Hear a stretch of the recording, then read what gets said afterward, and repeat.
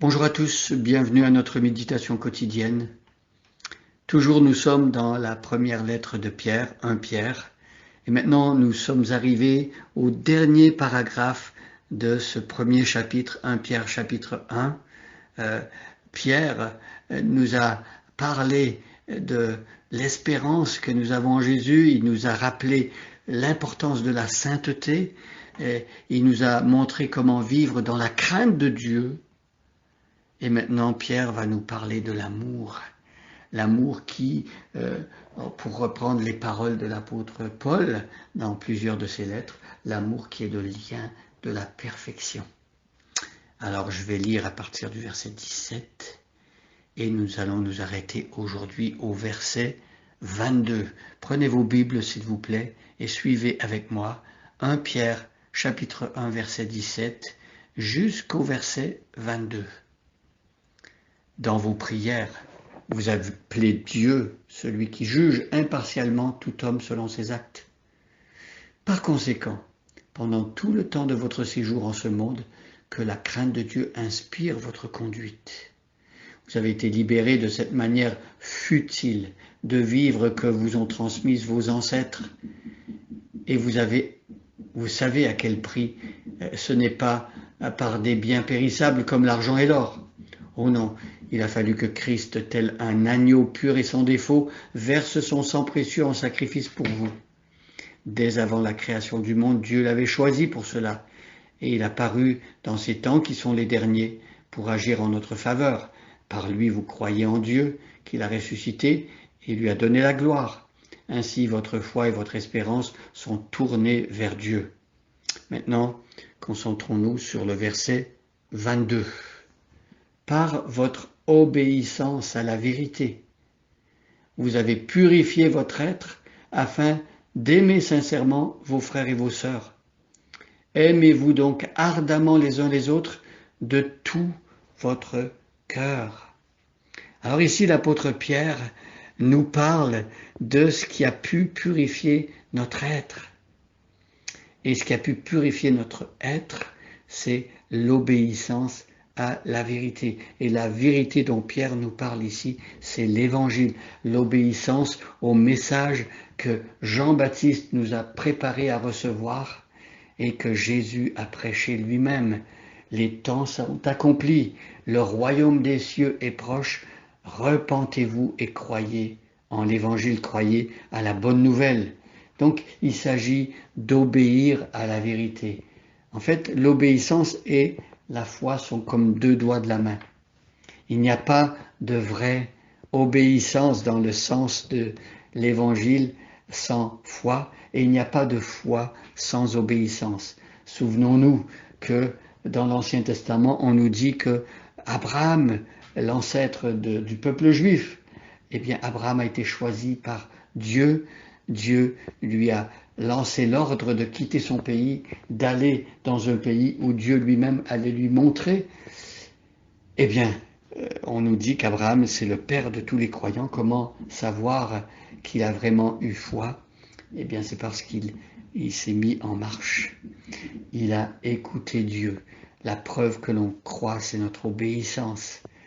Quand nous croyons, nous obéissons. Lorsque Jésus dit à Pierre qui avait pêché toute la nuit sans prendre de poisson, lorsque Jésus lui dit « lance ton filet à droite », la preuve que Pierre a cru dans la parole de Jésus, il a lancé le filet et il a fait une pêche miraculeuse. Voyez, l'obéissance à la vérité, c'est important.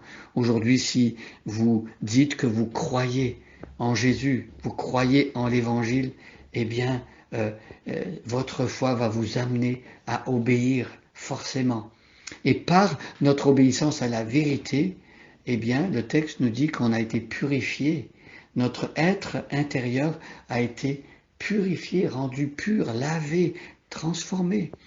C'est l'Évangile qui nous permet d'être purifiés. Jésus, dans son œuvre de sacrifice à la croix, sa mort et sa résurrection, purifie notre être. Il est l'agneau de Dieu qui enlève le péché du monde. Et lorsqu'on a été purifié, notre texte ici nous dit que on est capable ensuite d'aimer sincèrement ses frères et sœurs.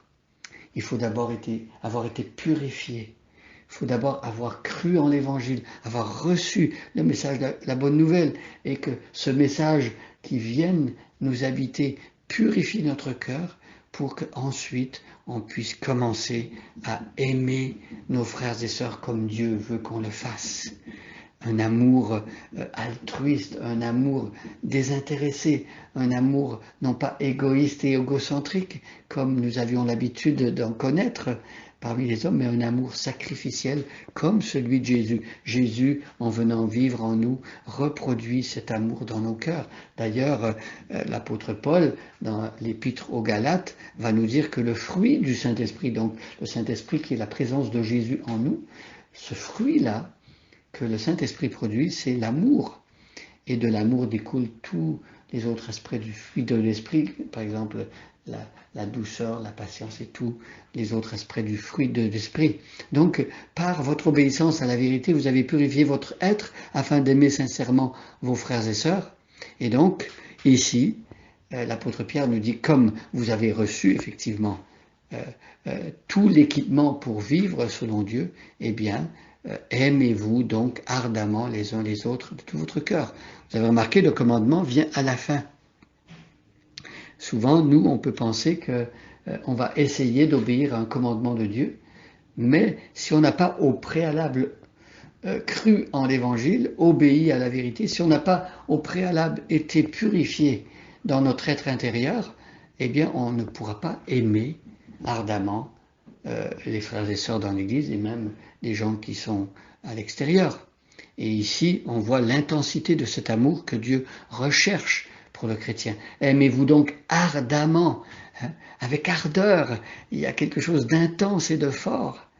Et c'est un amour mutuel, réciproque. Les uns les autres apprennent à s'aimer. Et c'est pas évident, parce que naturellement, on est comme ça, on aime ceux qui nous ressemblent, on aime ceux qui ont les mêmes centres d'intérêt que nous, on aime des personnes qui pensent comme nous, qui font partie du même club que nous. Mais ici, dans l'Église, on reconnaît que Dieu a mis toutes sortes de personnes avec des intérêts, avec des arrière-plans, avec des langues, avec des cultures différentes. Et ce sont ces personnes-là, aussi différentes qu'elles puissent être, que nous apprenons à vivre cet amour que Dieu nous donne. Aimez-vous donc ardemment les uns les autres de tout votre cœur. Mes amis, revenons sans cesse à la vérité de l'Évangile. Laissons Dieu sans cesse nous purifier lorsque on a manqué d'amour envers nos frères et sœurs. Replongeons-nous dans l'Évangile de Jésus-Christ pour pouvoir grandir dans cet amour qui nous permet de s'aimer ardemment les uns les autres de tout notre cœur. Bonne journée à chacun et à chacune et soyez bénis.